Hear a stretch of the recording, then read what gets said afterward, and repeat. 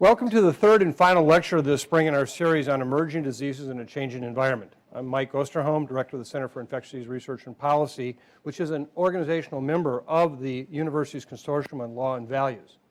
This lecture series, as well as two previous ones, are presented by the University's Consortium on Law and Values in Health, Environment, and Life Sciences, the Institute on the Environment, as well as the Center for Infectious Disease Research and Policy, and the Food Protection and Defense.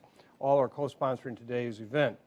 I'd like to thank the Planning Committee, which includes Louis Gilbert, Managing Director of the Institute on the Environment, Amy Kircher, who you'll hear from later from the Food Protection and Defense Institute, and last but not least, Susan Wolf, who chairs the consortium, who is what I would call the yeoman of all the people who work on things like this at the university, an amazing asset to our group here.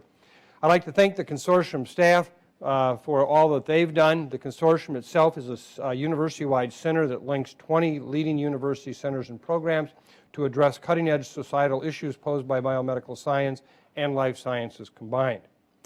Our speaker today is Dr. Julie Gerberding, Executive Vice President and Chief Patient Officer of Strategic Communications at the Global Public Policy and Population Health at Merck, a lot that she does. She's here to speak today on combating microbial terrorists, how to end our preparedness stalemate. I will introduce her formally in a few minutes. Dr. Gerberding will speak for approximately 45 to 50 minutes.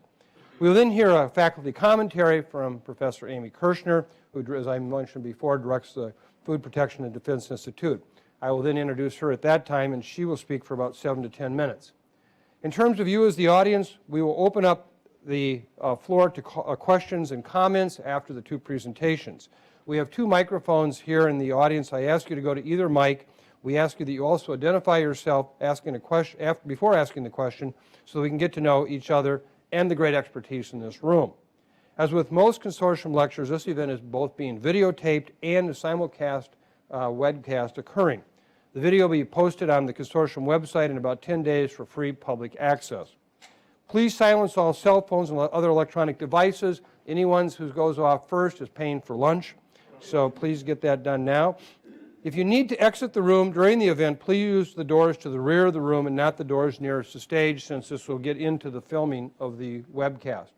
To get continuing medical education credits or continuing legal education credits for in-person attendance, you need to complete and submit a participant tracker form at the registration tables just outside the entrance to this room. CLE credit is also available for those participating via webcast by emailing the consortium at consortium@umn.edu. Other healthcare professionals can submit a statement of participation to their appropriate accrediting organization or state board for consideration of credit. An evaluation form will be emailed to you right after the event. Please be sure to respond. We do pay very close attention to your feedback. By way of disclosures, Dr. Gerberding is an employee and stockholder in Merck and Company and serves on the board of directors of the Cerner Corporation. There are no other disclosures to report. Copies of all disclosure statements are on the registration table for those who wish to review them.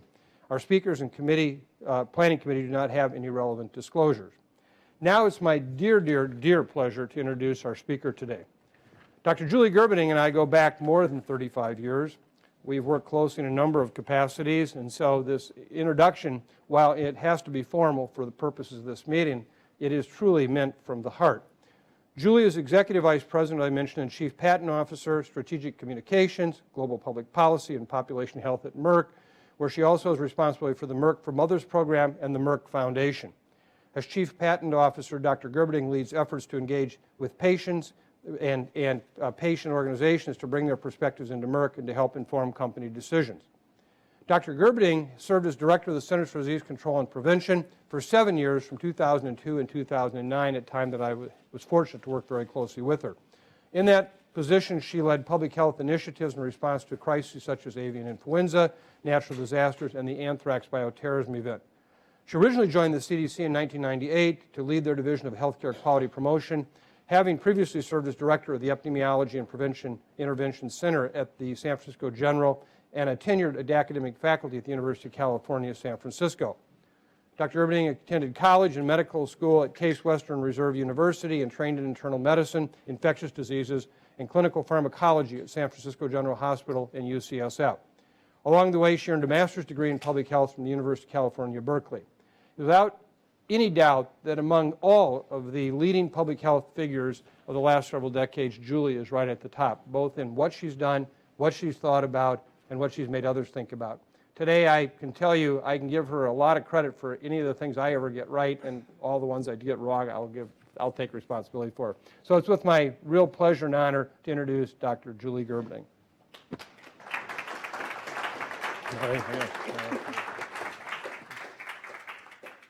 Good afternoon or good morning, and thank you. It is truly an honor to be back at the University of Minnesota. I was actually born in Minnesota at St. Mary's Hospital at the Mayo, so it is really coming home, even though that was a long time ago. It is wonderful to be here among friends and to have such a welcoming introduction from my dear friend, Dr. Osterholm. I also acknowledge that my family lives in Minnesota now. My daughter and 2 grandchildren live in the cities, and later this week I will see my granddaughter for the first time. So that's very exciting. So today I'm going to talk a little bit about the broad perspective on antimicrobial preparedness and really get to the heart of the issue of why do we keep having meetings on this subject, why do we keep talking about the threats and the problems, and yet seemingly we're just not making the progress that we need to make. And I will review again my interest and conflict of interest because I'm required to do that from a legal perspective, from my own corporate vantage point, but also because I like to share the fact that I have a history of being academically involved with business, but also involved in some nonprofit and global health organizations. But the most important thing is in the picture, which is the last time I attended at San Francisco General Hospital and had a wonderful patient who told me his story of infectious disease and reminds me that at the end of the day, my main interest is in medicine and being a doctor. And at the end of the day, that's really why we are all here together, is to help protect people and ultimately to make sure they get the care and health protection that they need. So my objectives for this conversation are very simple.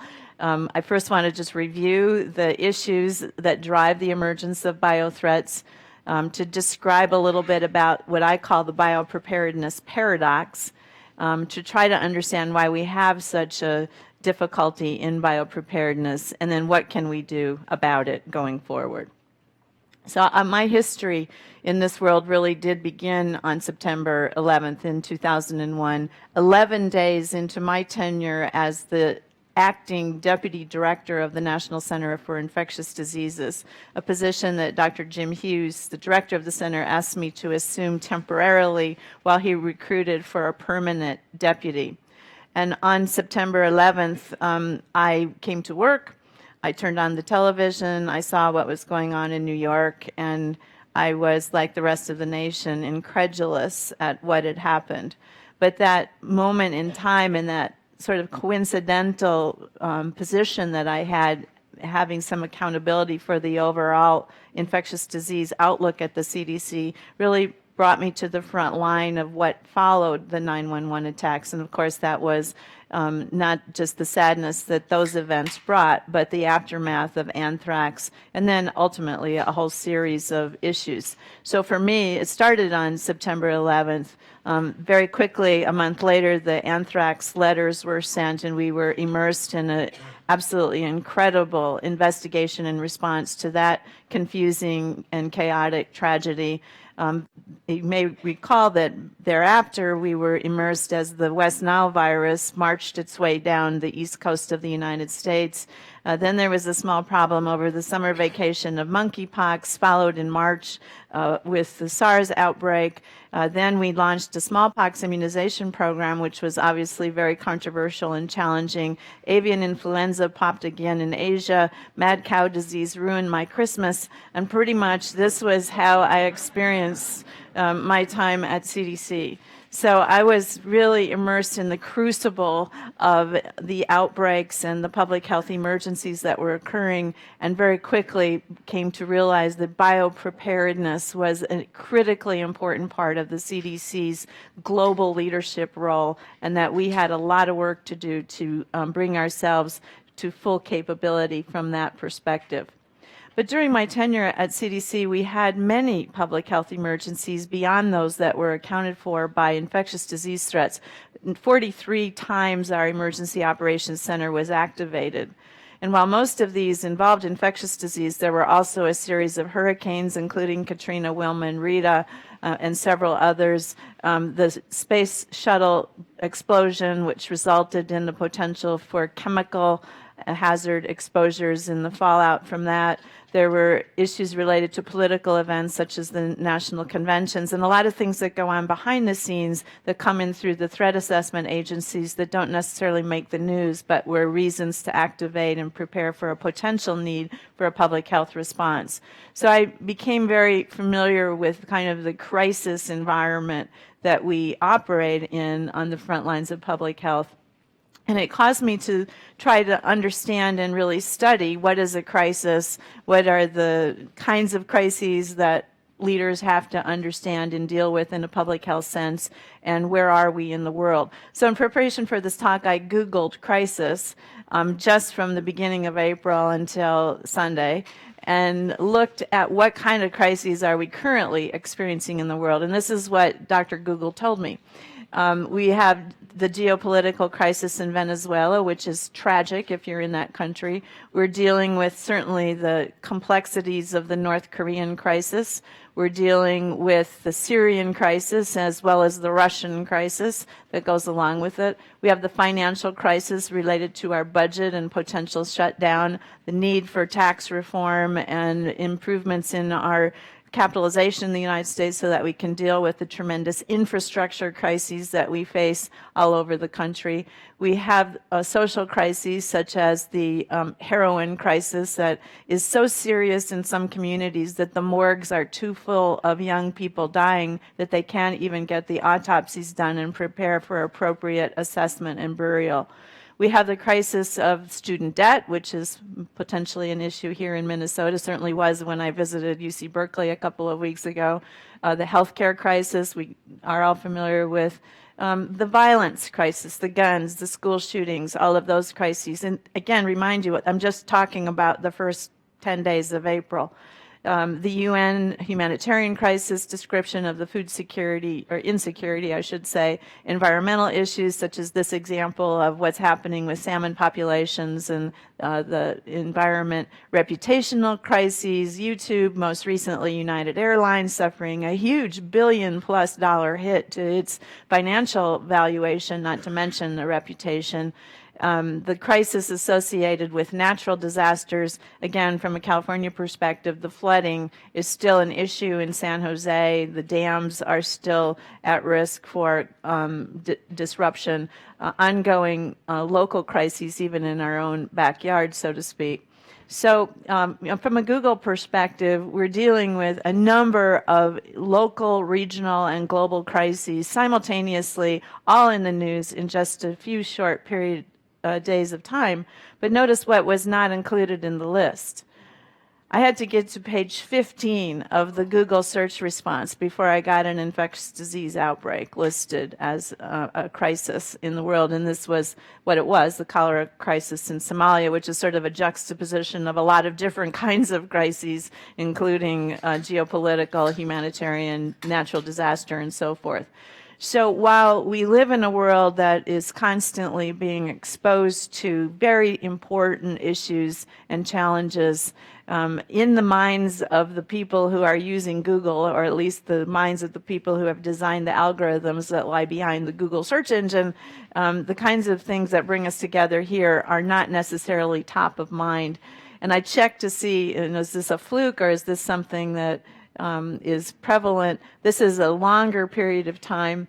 Looking at, in the blue line, Google searches on a relative scale for various crises, and in the red, Google searches for infectious disease. So you can see that infectious diseases are not ranking very high in terms of the level of interest that people have in them. And you can go back for any period of time on Google Trends and you'll see pretty much the same pattern. Every once in a while there's a tiny little blip in the red, but it's still tiny compared to everything else that people are looking for.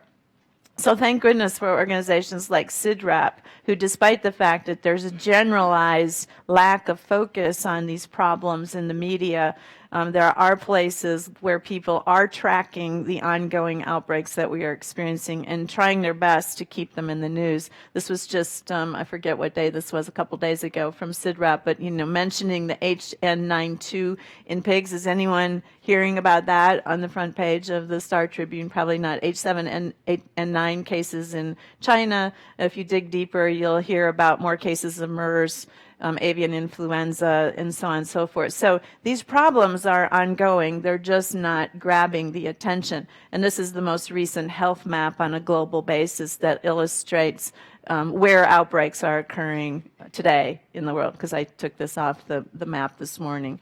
So these problems are occurring. They're just not experienced as crises, and I think it's really important for us to understand why. So first of all, why should we care?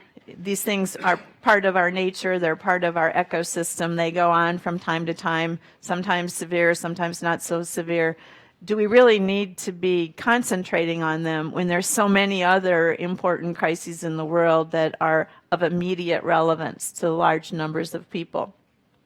Well, my own view, of course, and I believe I'm probably preaching to the choir in this audience, is that we absolutely must do more to focus on these threats, because if anything, we are going to see more and more of them, and the scale of their impact is going to get larger and larger because of the macro trends that are going on in the world. One of the most important macro trends is urbanization and the incursion of human beings into environments that previously were relatively privileged, so that things circulating in a zoonotic or even a plant world environment, we're not coming in contact or not becoming vulnerable to spread and rapid movement from one location to another. But just look at the projection of the red line, which is the world's urban population. We're just here at the crossover point in 2014, but as the next decade progresses, we're going to see an ever-increasing proportion of the world's population living in large cities and pushing into what previously would have been rural areas. I live in a semi-rural area in Pennsylvania, and I watched this unfold in my little 7 acres, where we now have coyotes who patrol the riverfront. We have lots of fox. I have acquired Pasteurella infection. My husband and I have each had Lyme disease twice. And we're living, I've had Bartonella. We're living sort of in a micro textbook of zoonotic diseases, because we are pushing into nature and not giving animals enough room and space to occupy their normal habitat without our presence. Certainly, first and foremost in this environment are the mosquitoes and the mosquito-borne diseases. And I've illustrated 4 of the most important mosquitoes in the world, in part because there's a little lesson. These are such good photographs, which I believe I captured from the CDC, but it really helps you identify mosquitoes. So if you're looking at a mosquito and it has a hunchback, that's a Culex mosquito, like that one up there. If the mosquito appears to be standing on its head, it's an Anopheles mosquito. You can see it's almost perpendicular to the skin. And if it's an Aedes mosquito, you can see that they're sort of bent like this, sort of a crooked mosquito. This is the tiger mosquito here. So, should you be interested in what mosquito is biting you, this hopefully will give you a clue, but I would discourage you from allowing any of these mosquitoes to bite you, because none of them are friendly. So hopefully you won't actually get that close. But the point here really is that mosquito and vector-borne diseases are becoming extremely important. We've seen that with Zika. This gives you the global map of where both Aegypti and Albopictus are located in the world, and I'm particularly interested in this map right here because it tells us certainly where we would expect Zika to go next if Albopictus really becomes an efficient host and vector for that pathogen. But as we move into sylvan environments, we can expect more contact with mosquitoes and more opportunities for mosquitoes to transmit diseases. So we need to pay attention to them and have much better surveillance. One of the most exciting parts of the CDC is the vector-borne disease unit, which is not only in Fort Collins, Colorado, led by some of the best scientists I've ever met, but also thankfully in a field station in Puerto Rico, where they were just ideally positioned for the advancement of these vector-borne diseases and some of the sentinel work that helps us understand and evaluate on a population basis what's going on. One of the most exciting things I did at CDC was to go to Puerto Rico with the team when we were looking at dengue transmission there, and go into people's homes with a little vacuum pack on my back and vacuum out the mosquitoes that were in the closet or behind the curtains, because the team was conducting ongoing surveillance of what mosquito species were in people's homes and what viruses were those mosquitoes carrying. So just keep in mind that in the background of the world that we're living in today, there still are the frontline disease detectives who are doing old-fashioned field epidemiology, but then when something happens, that epidemiology becomes so critically important. And yes, I'm making a case here for why we need a strong and well-funded CDC. Let's talk about, the tragic situation of Ebola and the outbreak that occurred in Africa. Up until that time, there had been 23 outbreaks of Ebola, very small in relative terms, until this giant outbreak occurred in West Africa. And I know you've heard a lot about that, so I won't dwell on it. But suffice to say that the main issue here, again, is incursion, where we have people moving closer to vectors, in this case bats, and the spillover into the primate population or perhaps other mammals, and then the greater and greater connection with people and intermediate hosts or the reservoir, the bat.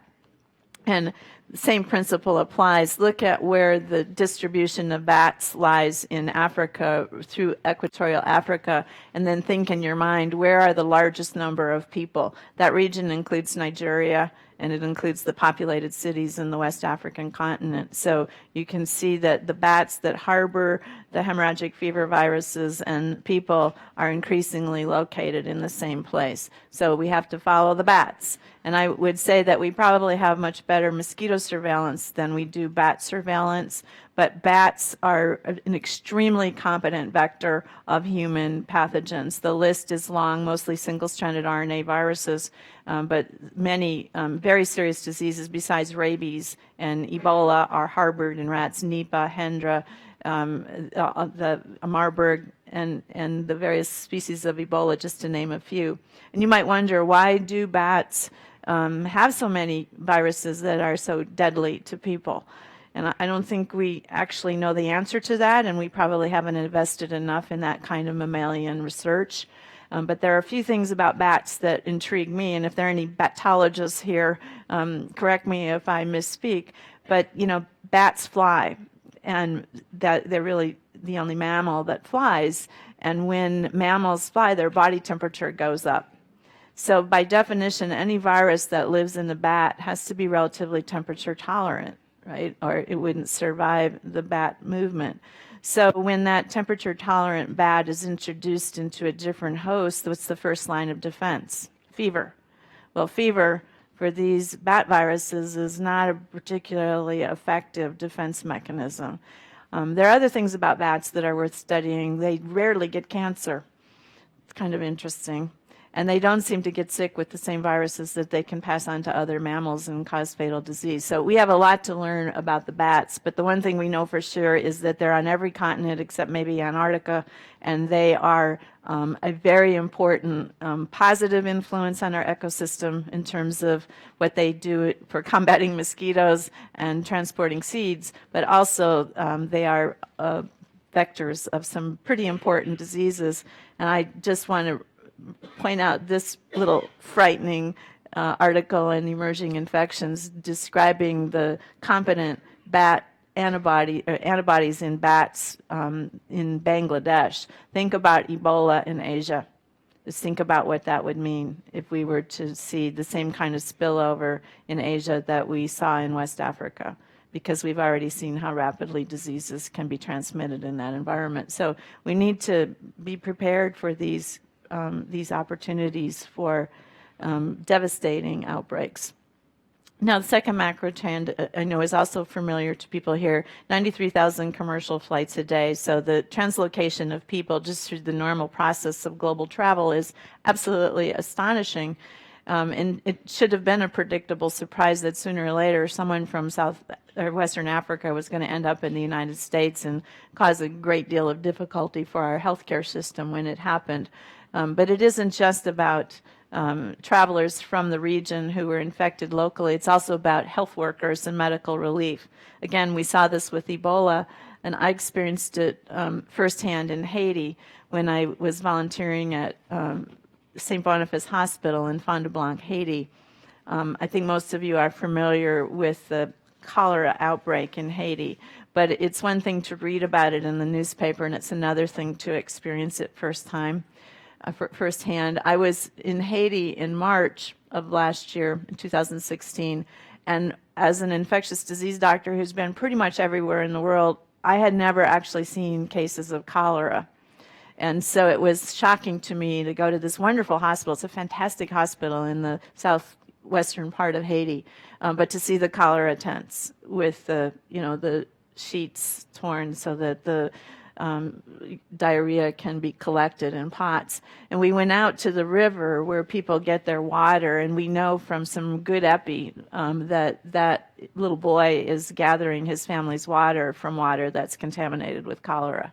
And so to stand there and watch this and yet appreciate that they really don't have any choice and they can't even afford the cheap chlorination tablets and safe water vessels in these villages. So this all happened before the most recent hurricane in Haiti. So my colleague, former chief operating officer at the CDC, Bill Jimson, is acting as the managing or the chief operating officer of this hospital. And, of course, the hurricane precipitated a very large increase in the number of cholera cases, massive cholera outbreak because of what little infrastructure existed prior to that was completely devastated by the flooding, the mudslides, and everything else that went forward. So we're kind of seeing the medical tourism link here being that cholera was not in Haiti for 100 years until the medical relief workers came in for the original earthquake response and brought the Nepalese cholera to Haiti, which has now established itself in the bay. Interestingly, the bay in Haiti is at the same latitude as the Bay of Bengal, so we have now endogenous cholera cycling through the algae in the water, and when people are not receiving sanitized water, the cycle just gets amplified over and over and over again. I don't think it will be my lifetime before cholera is gone from Haiti because it's just almost impossible to manage that.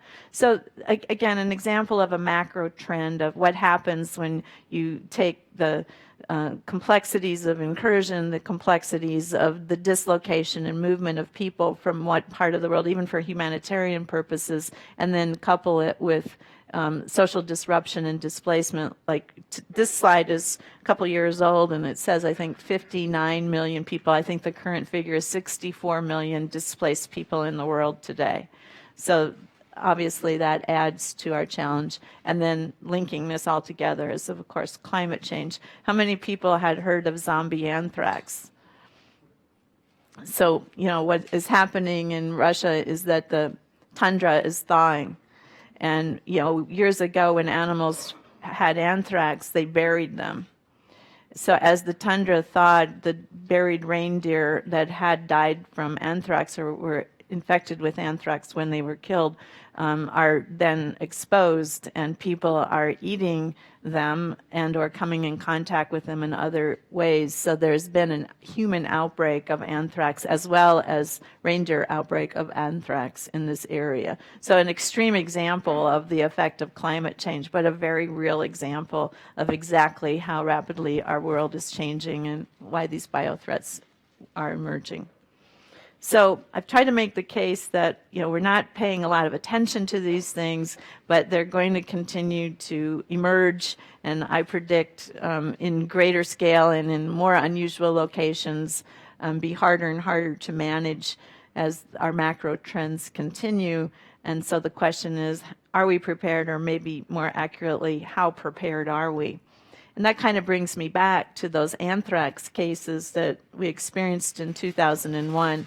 This is just the epi curve for, the letters and the cases, the 22 cases that occurred at that time.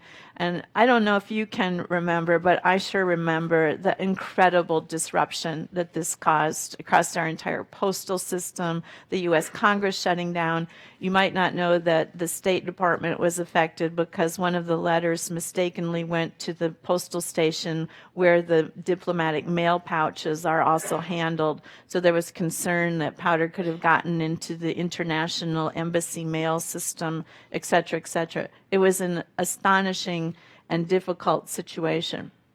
And as a consequence of our recognizing at CDC and elsewhere that we had a lot to learn about how to manage such a complex and international outbreak situation, we initiated a whole set of after-action reviews that Jim Hughes really pulled together for the National Center of Infectious Disease. And we went with the disease investigation teams at the FBI, with state health officers, hospital officials, all kinds of law enforcement agencies, the State Department. We just brought anybody in who had anything to do with this and tried to learn from them. What did we do right? What didn't we do right? And what do we need to learn to do better going forward? And we came up with sort of a list, and I won't go through them in detail, but just to give you a flavor of what some of these issues were in terms of coordination and collaboration, just how difficult it was for the CDC as a medically oriented epidemiologic investigation team and the FBI investigation team who was there to try to find the criminals and bring them to justice, how difficult it was to develop unity of effort, and who really was in charge of something this complicated, and how do we interact with state and locals where the action really is going on, and what kind of overall strategic and tactical integration is required. We also looked at competencies. It's one thing to manage a relatively small U.S. outbreak. It's quite another thing to manage an outbreak that's going on in multiple jurisdictions, and the kind of decision making, and I'll say the Team B effort, meaning while you're in the middle of responding, it's very difficult to step back and think, are we asking the right questions? Is our approach evidence-based? Are we making the right decisions? So how can we create cells of people that are onlookers to the process and help judge our performance and help us correct as we go forward in that context? So many areas of competency that required development, not just at CDC, but across the whole system. Also capacity, again, small things are easy, big things are much harder.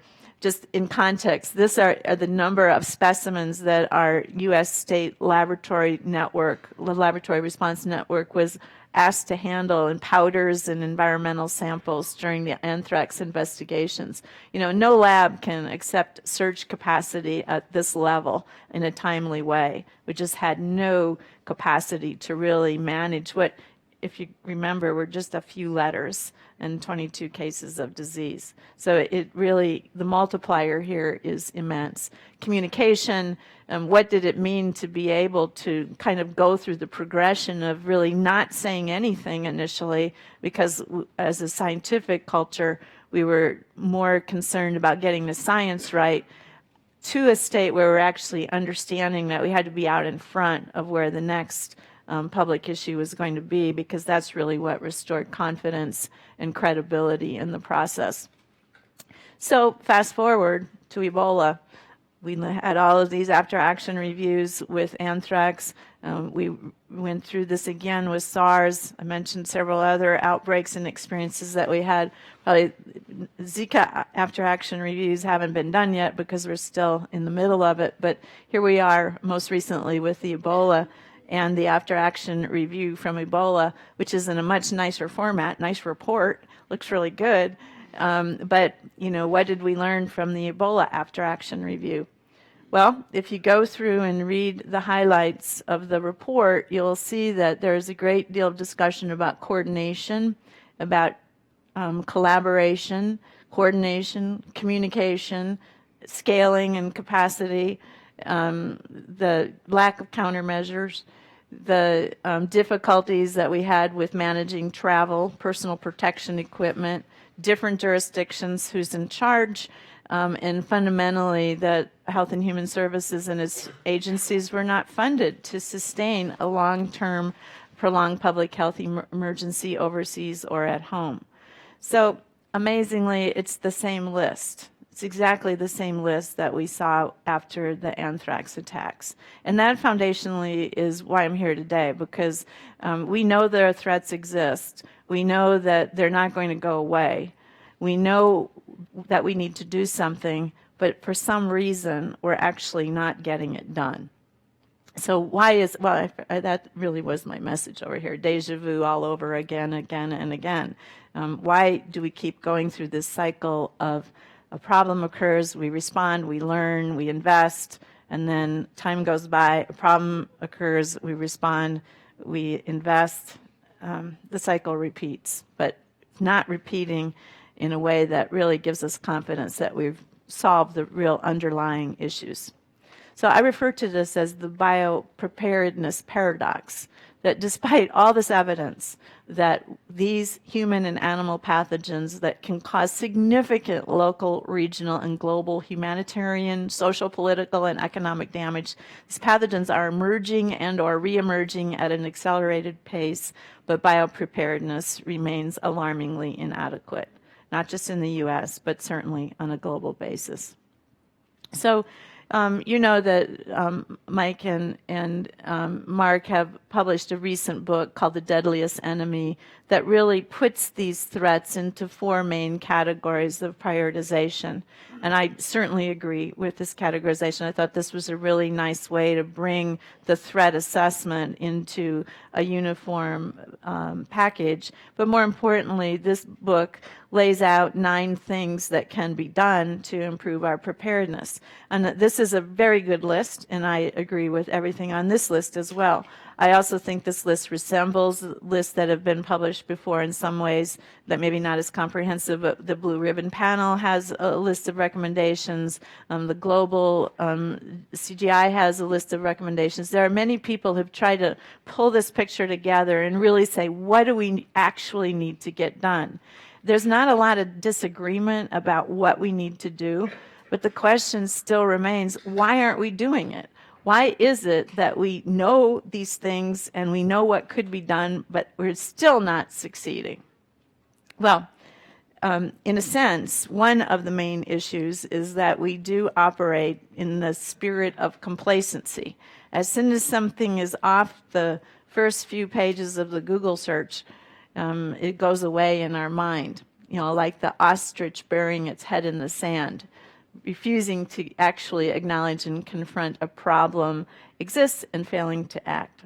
Now, if you Google this, you will learn that the behavior of an ostrich sticking in its head in the sand has never been observed. Because, of course, they are not likely to survive very long if they bury their head in the sand. And that really is maybe the take-home message of everything that I'm saying today. But, you know, let's just take, for example, the MERS outbreak that's going on primarily in the Middle East, although there's certainly a huge spillover into Korea and other countries around the world. Here we are in April seeing that we're still seeing cases of MERS. We are not out of the woods on MERS, and any one of these cases could end up in our hospital tomorrow. Right, the same way one of those patients ended up in Korea and precipitated an enormously challenging outbreak situation in Korea. But who's talking about MERS? Maybe besides CIDRAP. It's really not on the radar screen. So we've become complacent about this problem, not really focusing on it, except for a few people in a few locations. The second issue, I think, is that we have competing priorities. I went through all those crises at the beginning to say, what share of mind is left over to think about infections when you've got all these other frontline issues going on? And that's a fair concern. You know, people can only manage so much bandwidth and so much attention for any given crisis mode at any given point in time. So we do have competing priorities.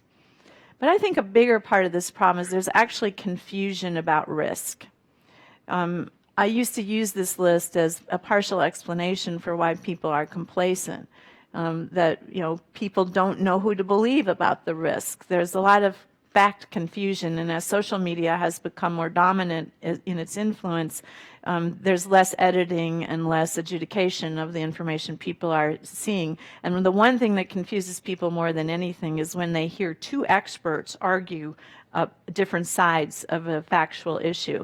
And our media, particularly our television media, are very good at doing this. They love to take some reputable expert and then some person who's a kook and put them side by side as if there was a 50% probability that each knew what they were talking about. So they artificially endorse or enhance the credibility of people who really have no business talking about things that they don't know anything about. There's also the issue of, our desire to keep threats away, like, oh, that's happening in West Africa, that is certainly not going to be a problem here. Or if it happens here, no problem, we're prepared, we can handle it, our hospitals are ready. Just a lot of overconfidence in what we can do. And I think here, just an underappreciation of the overall context in which we're operating. So it is really important to understand how human beings think about risk.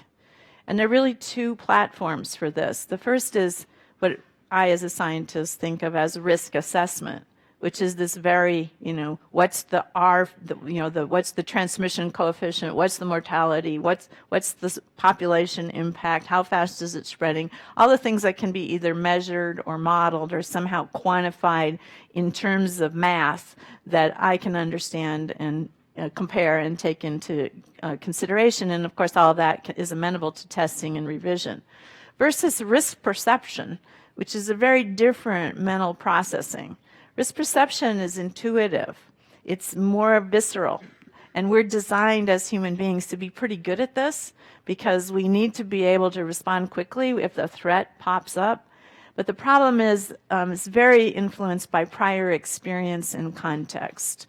So if your prior experience was, the last time they said we were going to have a terrible flu pandemic, nothing happened. Your experience is that, I don't really feel this as a threat because I've been here and done this before, and the last time everything turned out okay. So this is also very obviously influenced by the media and by the social context in which it's occurring, although truly trusted people can break through this perceptual framework of risk assessment and help people get a more assessed version of risk. And I want to take this just one step further because I think how we talk about risk as professionals really influences how well we do in shaping that risk perception. As scientists and people who do risk assessment, we tend to use the same sort of format that I'm using here today, which is very didactic. It's a sort of talk about the data and what they mean, and then we have a discussion and we use a lot of PowerPoints. How many people here have teenagers in their family? So if you wanted your teenager to not text and drive, would you show them a PowerPoint presentation? Of course not. I mean, it's just not a very persuasive form of motivating behavior change. It's a form of providing information, but it's not a very effective form at motivating or incentivizing people. And so we have to have a different platform for communicating about risk to people who are responding in that risk perception model, and that is to just get to the point. What is the message that we're trying to communicate? Maybe we have a few data points or evidence points to support it. Can we make a persuasive argument? But foundationally, the value here is in stories. And when we think about who we want to influence most, I think we need to remember that politicians and policymakers are people too, and they very often respond to these kinds of issues from a risk perception point of view, not a risk assessment point of view. So then we are trying to influence them to make the kinds of investments or to carry out the 9 points that Mike has in his book, we're going to have to convince them on terms that they understand. Let me just illustrate. This was the CDC Emergency Operations Center during anthrax. That's what it looked like. It was obviously an auditorium that over a weekend we threw in some, boards and computers and wires. And this is what the Operations Center looked like when the President of the United States came to visit, the first time any president had ever visited the CDC. He took a look at that. This was his public health agency, and this is how we were responding to the anthrax outbreak. So this is what the Operations Center looks like today, because we were able to show not just the president, but a lot of other important political leaders as well as business leaders in Atlanta that we needed help in order to have what was necessary to do the job that we needed to get done. So our ability to tell the story of what was necessary to solve this threat really helped the politicians and the leaders understand that investments were necessary to build out this capability. And we see this kind of thinking repeat itself over and over again. Some of you are familiar with what is known as the all hazards strategy, which is basically an investment we make in planning for something ordinary like flu, is also an investment that will help us with the flu pandemic or even a terrorism attack. But the reason this comes into this conversation is because many politicians understand terrorism and defense, but they don't really understand public health and emerging infectious diseases. So by talking in a language that gives them more for their money, particularly if they're fiscally conservative, it really gives you a broader opportunity to inform them and motivate them to make the investments. Now, this has had an imperfect track record, and we kind of have fits and starts with it, but I just bring it up because I think it, again, illustrates that we've got to learn how to communicate with the people who have to make these investment decisions in ways that are much more real to them than our risk assessment methodology would normally dictate. The last point I should make here is that it really takes more than a government to solve the problems that we have in front of us. This is from the former Secretary General of the United States, who was talking about crisis funding and how, in this case, he was talking about Ebola. We can't get the resources ahead of time. We wait until there's a major disaster and then we scrape together resources. But what he was saying at the bottom line is that we have to draw on the experience of the private sector to help us innovate and measure risk and results. And I really want to emphasize this because in my career I've sort of come full circle. Having been an academician, then a government worker, I've sat on the boards of a number of NGOs and now am in the private sector. And I've come to understand the power that businesses have in leveraging action, whether it's local action in a community or global action in something like taking on the agenda of the United Nations. I participate on behalf of my company in the business contributions to achieving the Sustainable Development Goals. And in that environment, it's sort of a situation today where there's a lot of skepticism about the motives of business and why businesses would be involved in some of these issues. I think we need to get past that, because if we don't involve our business leaders, and I'm not just talking about pharmaceutical companies or the health sector, I'm talking about business with a capital B. We need the people who move economies and influence economic capital allocation to understand that if we don't do this right, not only is their business at risk, but our whole social fabric is at risk. And until we align those 2 points of view, we're missing the opportunity to really get done what needs to get done. And included in this agenda has to be the global leadership that we need. This is the World Health Organization international health regulations, which are great regulations, never really been enforced and never really been funded. And I could go through a whole list of things that, again, we know what to do, we don't do it. Why is that? It's because we don't demand the leadership, the investment, and the sustainable focus on these things over time. So There is progress. This is a picture of an organization called the Coalition for Epidemic Preparedness Initiative. I disclose that I sit on the board of CEPI, but it is a private-public partnership which includes the Wellcome Trust, the Gates Foundation, the governments of several countries, and several businesses who are coming together. And so far, I think we have around $700 million available to invest in vaccines for pathogens of global health threats. So MERS, Lassa fever. We're working on how to move promising vaccines through the early stages of clinical development. So the next time an Ebola hits, there'll be something in the freezer much more available to go if the problem emerges. So this is just one example, and I think that model is gaining momentum, but it takes a lot of input and understanding and ultimately participation among people like you who are privileged to have a much broader understanding of the true nature of the threat and hopefully can be activated to go beyond describing what needs to be done to really the kind of political action and engagement with the policymakers and the business leaders to make it really happen. So I believe that closing the biopreparedness gap, the things that would allow us to complete the crisis agenda really depends on, first of all, truly understanding how people perceive risk.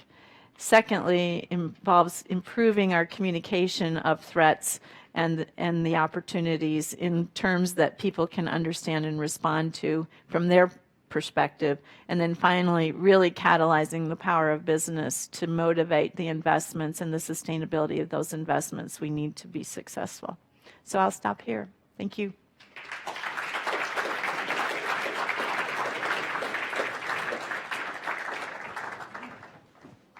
Thank you for that simply outstanding overview of where we're at today. And now to provide some commentary, we have one of our own, Dr. Amy Kirchner, who's the director of the Food Protection and Defense Institute, a Department of Homeland Security Center of Excellence, and as well, she's assistant professor in the College of Veterinary Medicine here at the University of Minnesota. She leads a very talented staff and coordinates a research consortium of experts dedicated to protecting the food system through research and education. Her current research includes identification and warning of food disruptions through data fusion and analysis. But prior to coming to the University of Minnesota in roles that I had the good opportunity to work with Dr. Kirchner, she held an epidemiologist positions at NORAD, the U.S. Northern Command, and with the United States Air Force, where she worked on health informatics, biosurveillance, and data analytics on a number of infectious disease issues. She has an extensive background in Homeland Security and Defense, supporting preparedness and response for real-world and exercise events to include Hurricane Katrina and H1N1. Dr. Kirchner completed her doctorate in public health at the University of North Carolina. For commentary, Dr. Kirchner, thank you.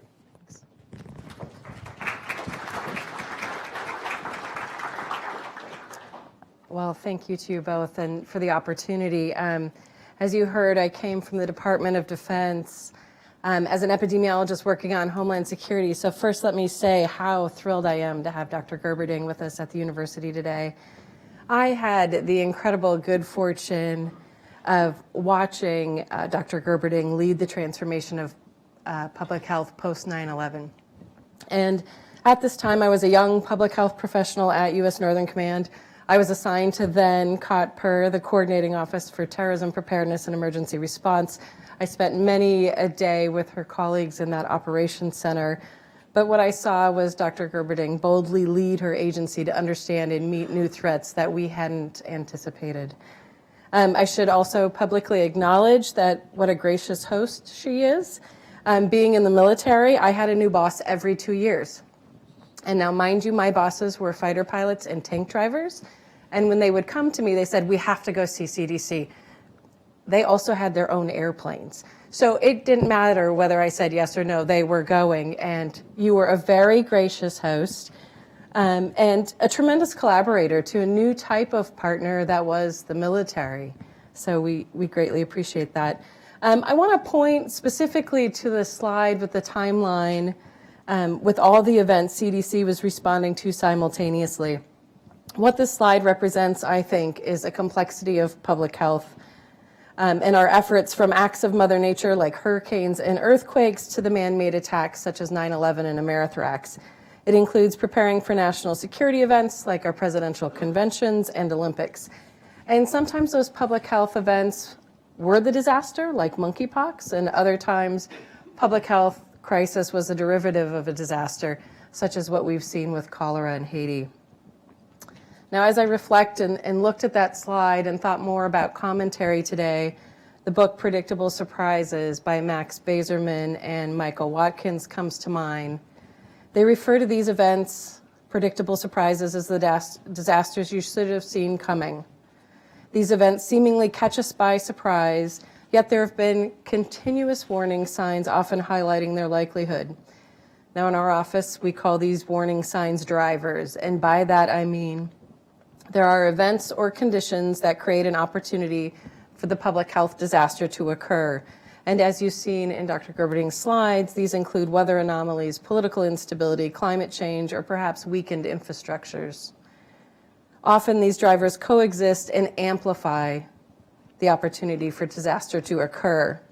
So to eliminate these predictable surprises, I would argue we must start critically assessing these drivers and perhaps follow the bats.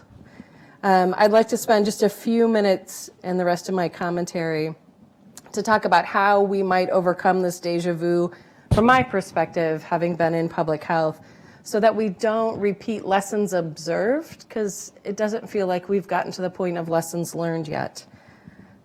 So number one, I think, and in full agreement, we must do. It's time to act. There are numerous after-action reports and hypotheses on what should be done. And in recent years, several strategies and recommendations have presented where action is required. We've recently spent some time assessing these various documents to include the High Panel on Global Response to Health Crises, the Global Health Security Agenda, the Global Health Risk Framework, the World Bank Framework, and the Sustainable Development Goals. And the one thing I would argue as you look at each of them is that they align in a very consistent manner.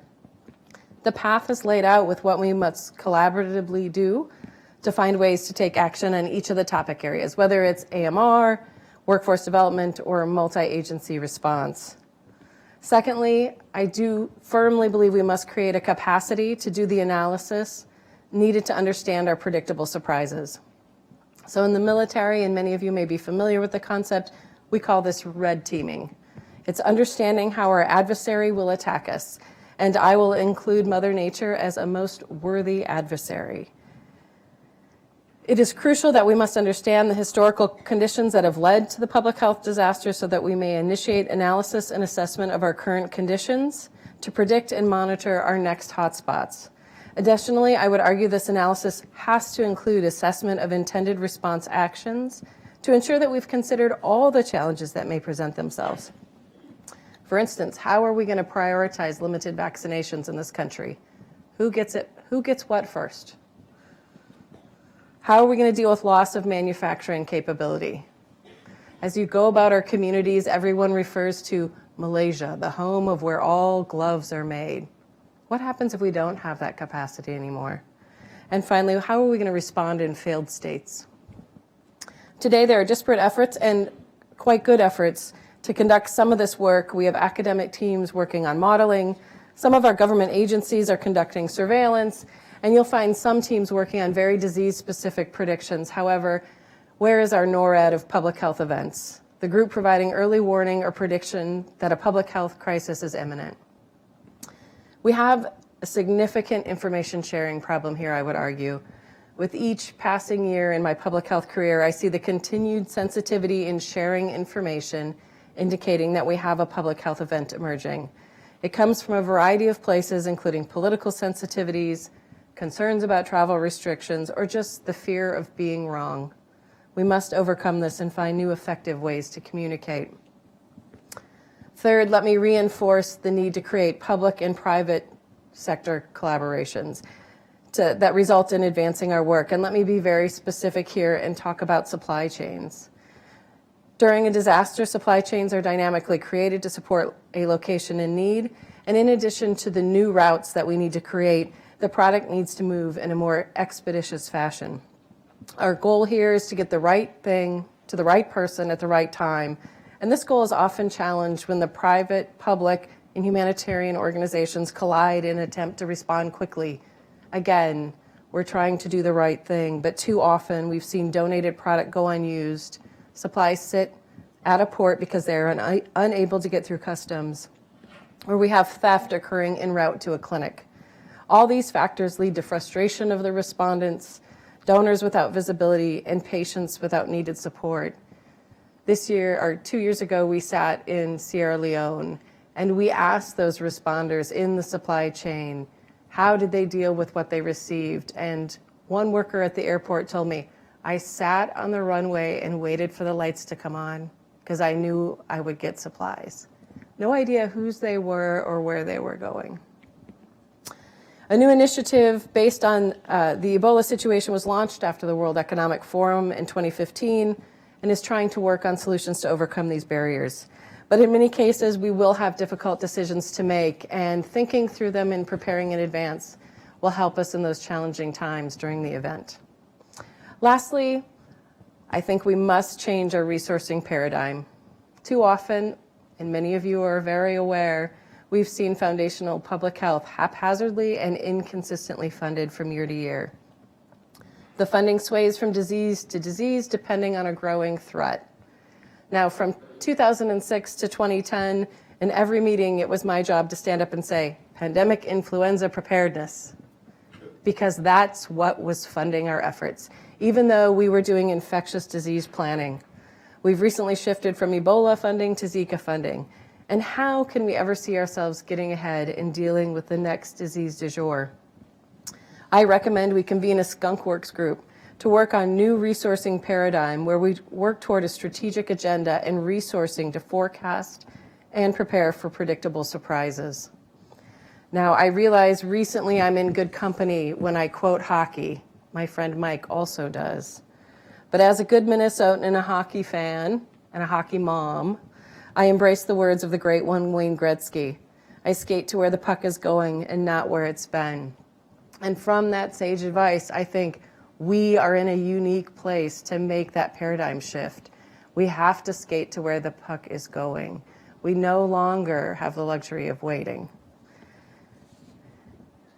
So I echo the comments of Dr. Gerberding, thinking about how do we overcome complacency, include the private sector, tackle risk assessment versus perception, and really get our conversation and language to those that can help us make this change. I do, however, ask hard questions about where's our bully pulpit? Who's the one driving? How can we make these advancements? How do we get our citizens to listen and help be our advocates in a 24/7 news cycle time? By not paying attention, it really is hard to manage these macro trends that will turn into new and emerging issues. So in front of us is an effort to collaborate, a real opportunity to make a difference, but our time now is to act. Thank you.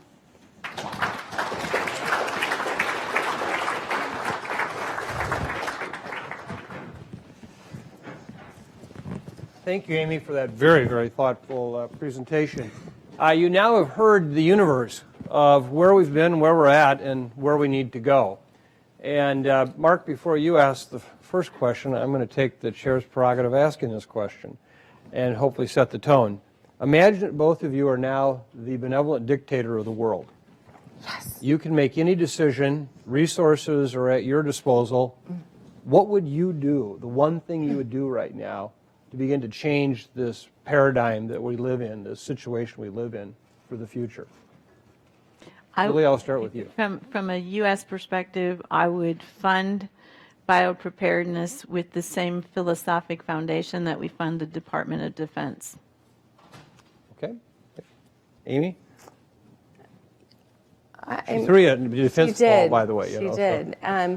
I think the first thing I would do, and I sort of hesitate a bit, but I come from a strong planning background, I think we need to take a step back and sort of assess what's in front of us, where are our gaps, and how do we change the paradigm and plan for sustainment tails so that we get ourselves in a path for continued success. Okay. Mark? please identify yourself for the audience, ask a question. Thanks, Mike. Yeah, Mark Schleiss, Department of Pediatrics, School of Medicine. Julie, nice to see you again. Thanks for coming out. So I was very struck by one of your slides that sort of brought up this issue of the false equivalency between the expert and the person who has no business being there talking about what they're talking about.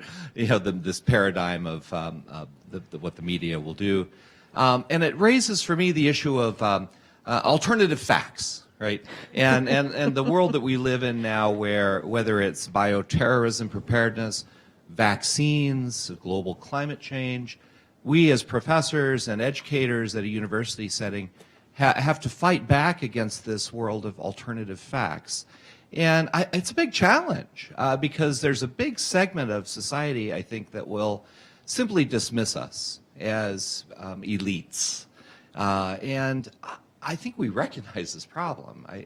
I suspect many people would agree with me, but I don't know what to do about it. I don't know how to fix it. I've often thought what we need in this country is a Sputnik moment.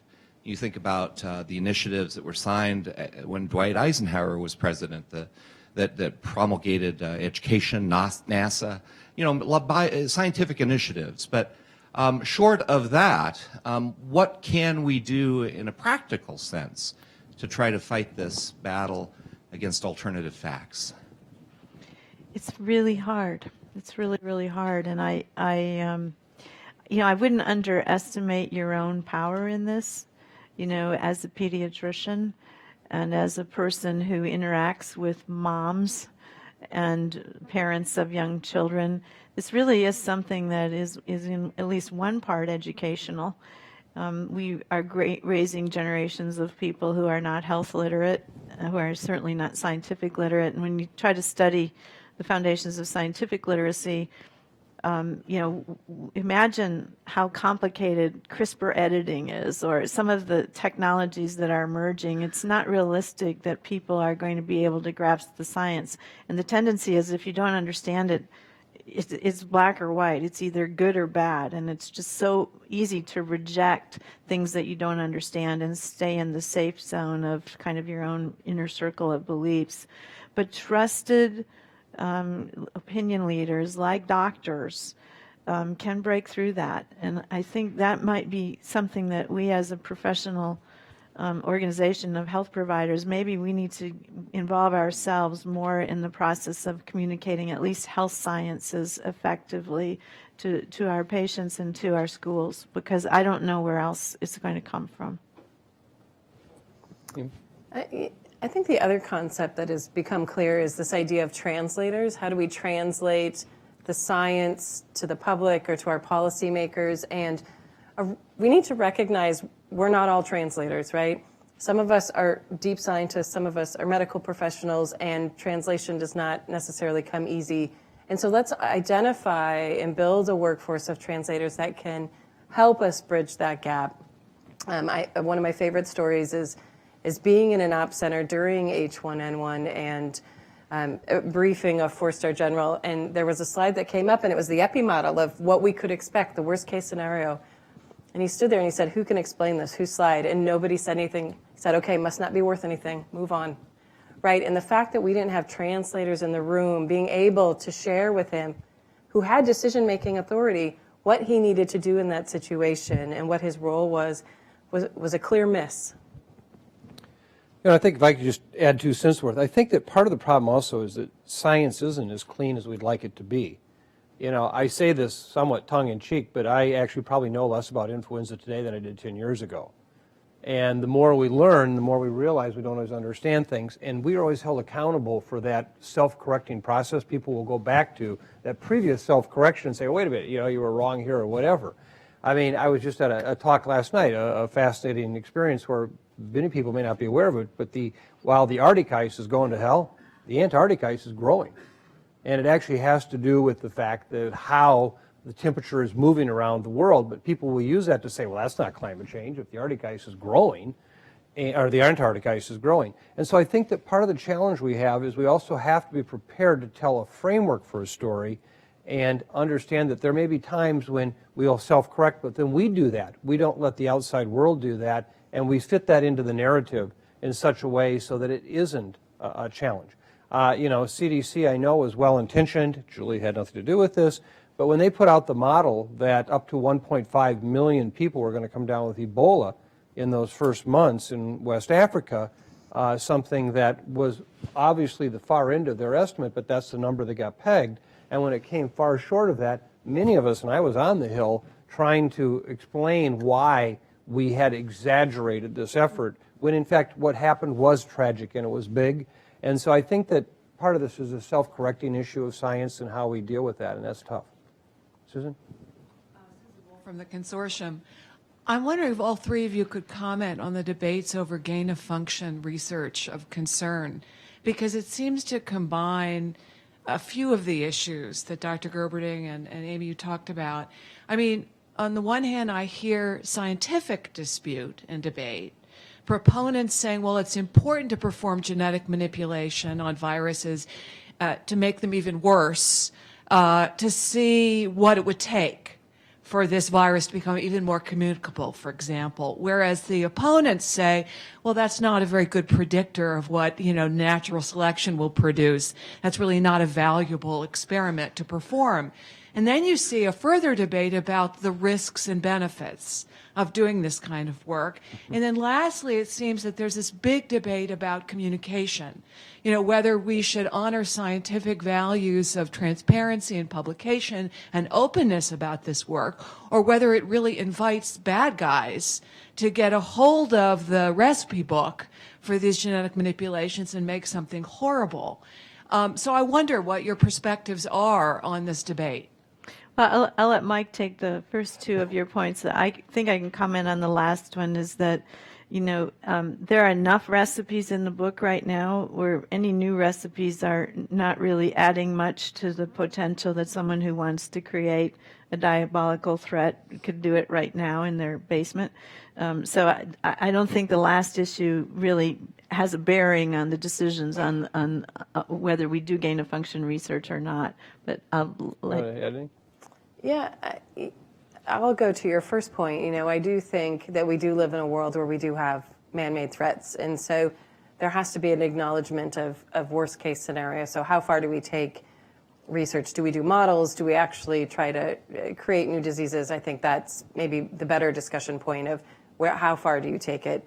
But I think certainly doing that threat analysis and taking it a little further to better understand what we could be facing is important and critical.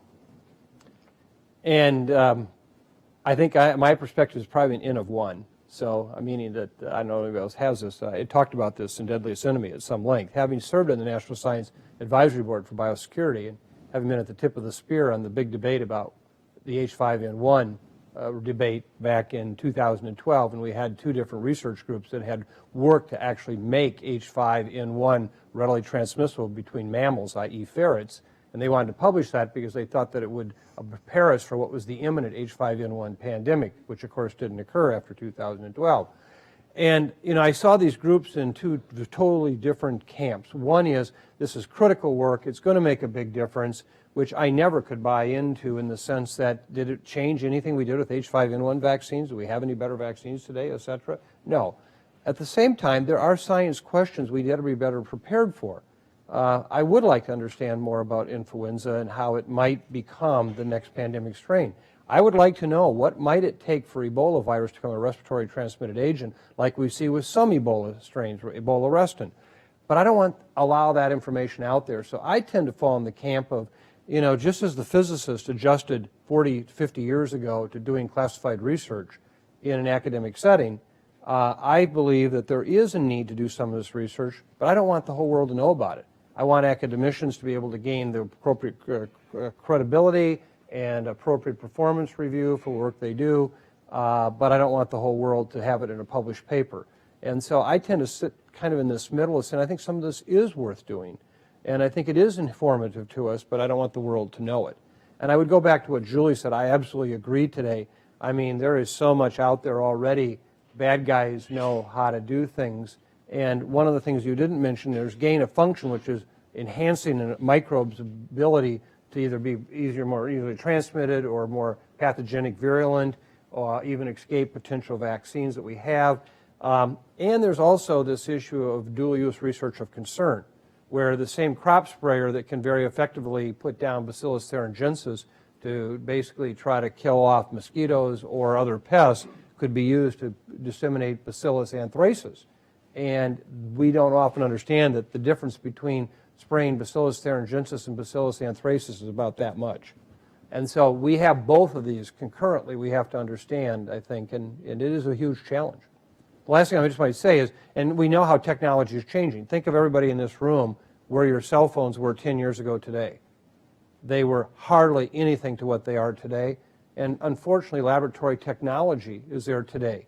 I just would add one last piece on that, and Julie was actually a part of this. You remember this discussion very well. We had major debates back in the late 1980s about should we destroy smallpox virus, last remaining stocks in the world. And the bottom line was that, well, we might want to keep it because we might know some research. So the one consensus plan is, well, let's sequence it. Craig Venter has now given us the opportunity to sequence it. We'll sequence it. It's a huge virus, huge virus. And no one ever thought about it ever being a problem publishing all those sequences. 2001, when Eckhard Wimmer and the colleagues at Stony Brook actually took poliovirus, a much, much smaller virus, and assembled it literally like Lincoln logs, and actually came up with a pathogenic virus from assembly, we thought, wow, that's kind of like building a 50-story genetic building. Well, today we can build a 1,600-story genetic smallpox building with the sequences we have. There are now laboratories in this world that could make smallpox. We had never anticipated that 20 years ago, never even thought about it as a potential issue. Phil Peterson from the Department of Medicine, Infectious Disease International Medicine Division. I want to thank both Julie and Mike in particular for their leadership in this area. It's just tremendous. And my question is about leadership. We have in the presidency of the United States a leader that doesn't seem to be influenced much by science. As you know, there's a science march coming up next Saturday, a week from Saturday, in fact. And that is a big threat if we have an anti-science legislation, et cetera, et cetera. So I know when Julie was here a few years ago and gave a Wesley Spink lecture, she talked about the absence of attention to science among the general public. We have this big march coming up next week. Will this make a difference, do you think, in terms of getting through to the leadership at the top, which doesn't seem to get it? You know, I'm not really sure exactly what the leadership, the new administration, shall we say, is thinking about science, because they haven't made very many of the appointment decisions that would give clues. I did have the privilege of knowing Secretary Price when he was Congressman Price from Georgia, and I did host him several times at the CDC along with other members of the Georgia delegation. I always found him to be curious and interested and generally supportive of the CDC, so I'd like to think that will be his pattern as he gets to know his enormous agency. I also think right now the science issue that's preoccupying a disproportionate amount of attention is healthcare. And so the bandwidth of the people in the new administration and in the Congress has really been preoccupied with what are we doing about Obamacare, repeal, replace, reform, etc. And that political energy is binding up a lot of other bandwidth that should really be made available for figuring out how are we going to develop policy around these broader issues. So in my opinion, something like the Science March is an opportunity to make sure that the light is strongly cast on this important area. And I also know, I'm a member of the National Academy of Medicine, I know the academies are similarly engaging in productive dialogues with insiders in the White House and really trying to, put out the scientific apparatus of Washington to be as helpful as possible to the new administration. So I think it's still early days in the administration to really predict where this is going, but is absolutely all the more important for scientific leaders to show their presence and to cast a strong light on what we think needs to be done. So I'm speaking for myself, not for anyone else, when I say that I'm all in favor of the march, and if I could march, I would. I can't because I have something else I have to do, but Amy, do you want to comment on that? Yeah, I have two comments. One, I completely agree that we don't know enough about the selections yet to know the direction. But I also just want to acknowledge we have really tremendous career civil servants in these agencies, and their voices aren't lost. They're still there. And so we have to advocate and reinforce some of their efforts as well, and continue to advocate in ways like the March. So I don't want to lose fact of the really tremendous professionals that sit in these agencies already. I like to think of it as a government that is truly designed for resilience and durability. We're not really designed for agility, but sometimes that's a good thing. Because, you know, in my experience, even when the Congress and the administration on both sides of the aisle in both houses wanted to go in a certain direction, it's really hard to get our government to go there. Even when everybody wants it, it's very, very difficult. So when you have the kind of divisiveness and debate that's going on right now, the chances are not very much is going to change at all, because it's just really hard to do. And thankfully, just as you've said, the people who actually operate our government and keep the trains running on time, which, by the way, they don't do very often, you know, those people are still there. The civil service is an asset in this kind of confusing and difficult environment. So we have to really count and support the people who are still coming to work every day and you know, making the CDC operate and keeping the government working. You know, I think if I could just follow up on that, I mean, I think following Julie's talk and really Amy's comments too, it's how do you message to the people who really make the decisions? And I agree right now we have some challenges, but as some of you are aware, 2 weeks ago I wrote an op-ed piece in the New York Times in which I actually made the case that infectious diseases were national security, and that went through all the reasons why, if you wanted to protect America, this is what you really had to do. And very fortunately, Bill Gates tweeted that out to 34 million people and said it's a must read. And I have to tell you, the response has been remarkable from both the Hill and the White House to us. And so I think that sometimes you just have to help frame the question and the answer for them in a way that it's consistent with the ideology or message. And so I'm hopeful, actually, that there are some people right now who hadn't thought about infectious diseases as national security, and it's every bit as critical. And Julie did a beautiful job of laying that out today with all the crises out there, why that is. And so I'm actually more hopeful today than I was a month ago that there will be some reconsideration of why we want to invest in infectious diseases as opposed to diminishing support for them. So we'll have to see. But I think that surely is an opportunity. Doug? Yeah, hi, I'm Doug Yee. I'm a medical oncologist and director of the Masonic Cancer Center. So I actually wanted to follow up on Mike's last statement and comment on something that Dr. Gerberding said, and that is really what's the incentive for business and industry to become involved in this process? And I'm maybe speaking through a jaded view as a medical oncologist, but in my experience, business and industry does a very early market analysis of anything they want to bring forward. And if there's not a sufficient margin on that particular product, they won't move it. So this is very different. Mike said we need to engage government officials and the people who hold at least a fair amount of resources on that side. I understand that, but is that kind of what you meant by the Manhattan Project for Influenza? This should be a big government-funded entity that ultimately will rely on our business and industry partners? Or is there another carrot for business and industry? Yeah. Well, let me say something that Julie can't say because she's in the business. But through my own personal experience is that many times government is very capable of doing some amazing things. And there are other times that they have failed miserably. And an example of that is in the pharmaceutical world, vaccines. We've had the Department of Defense try to make their own vaccines and have never been successful at doing that. The expertise and the capability clearly is in the private sector, and that's where it'll reside. But having said that, imagine today if the Defense Department went to a defense contractor and said, I want you to make me the best aircraft carrier you could ever make. Every bell and whistle, everything I need, bring it back to me, let me look at it. I'll tell you if I like it or not, and then I'll tell you if I'm going to buy it. And if I'm going to buy it, I'll tell you how much I'm going to pay for it. Do you think any defense contractor would do that?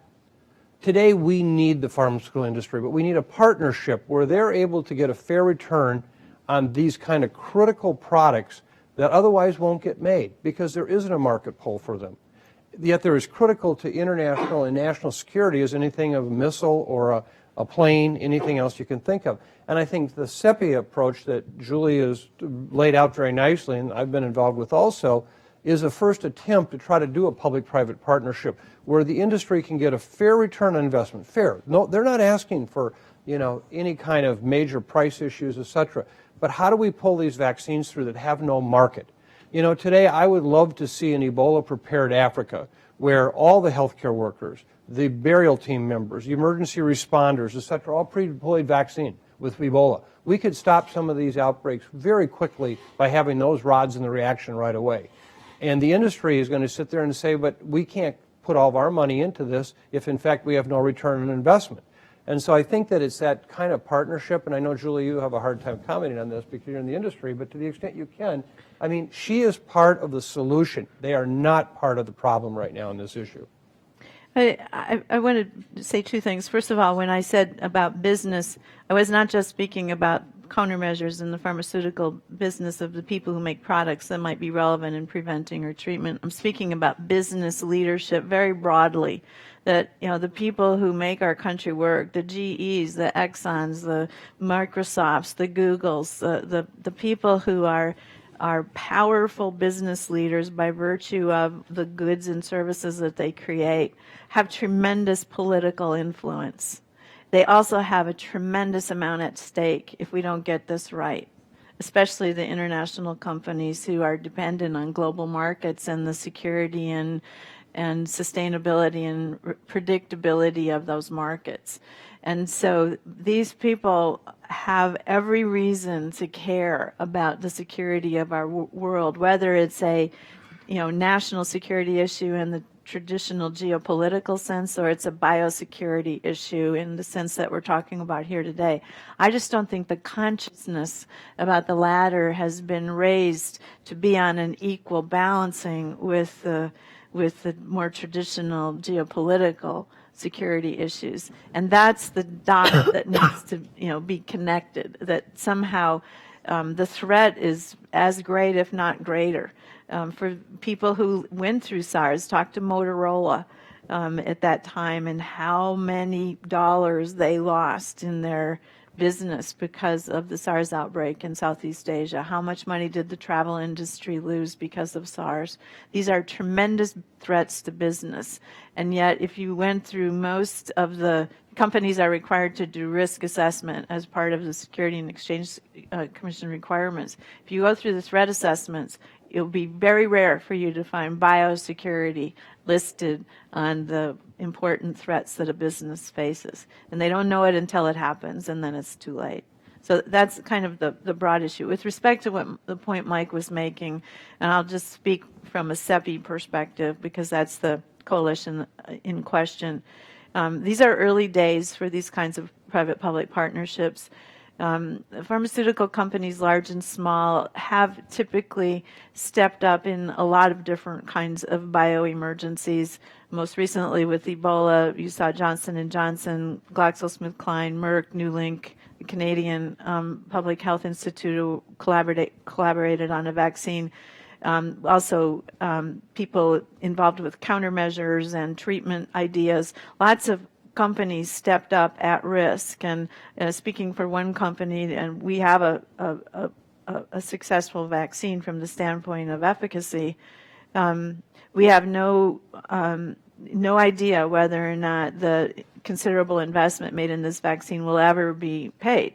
So we're sitting on it. We knew that when we went into it. We did it because it was the right thing to do, and we did it because we make another vaccine with the same cell platform that was going to be used for the Ebola vaccine. So we had capacity and capability, and we felt we had a moral responsibility to do what we needed to do. There is no economic advantage to us, and so far it's been a disadvantage, and we accepted that. But my fear is what's going to happen the next time there's a bio threat and we have to go to our shareholders and say, yeah, we want to do it again.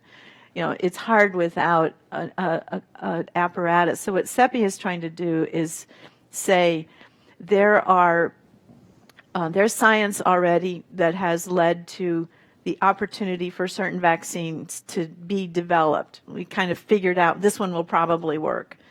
And what we don't have is anybody who can alone take the financial risk to get it through those expensive periods of translation, because we can't prove it works until there's an outbreak. So everything by definition is at risk. And by pooling our resources, not just our financial resources, but also our know-how and maybe our manufacturing or our clinical trial network or whatever assets that we collectively own, by pooling them for this global good, no company has to take the full hit, but we together can create a whole capability that's greater than the sum of its parts. And while I'm speaking to you as honestly as I can right now, you have to, I hope, trust that I mean what I say here, is that this is not for profit. This is some very remarkable people who just want to do the right thing. But we have to be able to do the right thing in a way that makes business sense to the people who own shares in our company. So that's the kind of tricky balancing that we have here. In a private-public partnership like CEPI, or like has been proposed for antimicrobial resistance, is the best we can do in a world where we don't have the kind of effective global leadership and the sustained government commitment to create the confidence that we can make an investment like the defense contractors do, and it gets pulled through for multiple years to end up solving the problem. So I'd love to live in a world where someone said, apply for the contract to develop 5 vaccines that combat X number of global bio threats, and we bid the contract the same way you bid to build a fighter plane, and we have contract specifications, and if we don't deliver, we don't get paid. I'd love to live in that world, because these things would happen in that world. But we don't live in that world yet, so the next best thing we can do is try to cobble this together with private-public investment, and hopefully we'll come closer than we are today. I know we're running out of time, but I just have to make one comment here, because this is, I think, in a sense, a very important public health perspective. And that is the fact that I was very involved with, as Julie knows, those early Ebola issues, and co-chair the Ebola Team B activity with Jeremy Farrer from the Wellcome Trust. And it is very safe to say that there were a number of champions at Merck that made it possible for the Newlink vaccine to get where it was, which was the vaccine ultimately shown to be effective in the ring vaccination. But in the end, a pharmaceutical company is made up of people, and it's made up of heart and souls. And had it been not for Dr. Gerberding's leadership, that vaccine may never have seen the light of day. And we would never have, as a world today, that vaccine sitting where it is, even still a ways to go, but it's where it is. So I think on behalf of an entire world of public health, we all owe you a great debt of gratitude. So I'm afraid we have to close now. We're over our time. I want to thank all of you who participated in a number of faces in here in all 3 of the consortium meetings for this past year, the lectureships. And to remind you that, again, to keep an eye online for the consortium posting of this if you would like additional information. And thank you. I want to thank both of our speakers today. Outstanding jobs. Very, very well done. Thank you so much, and thank to all of you.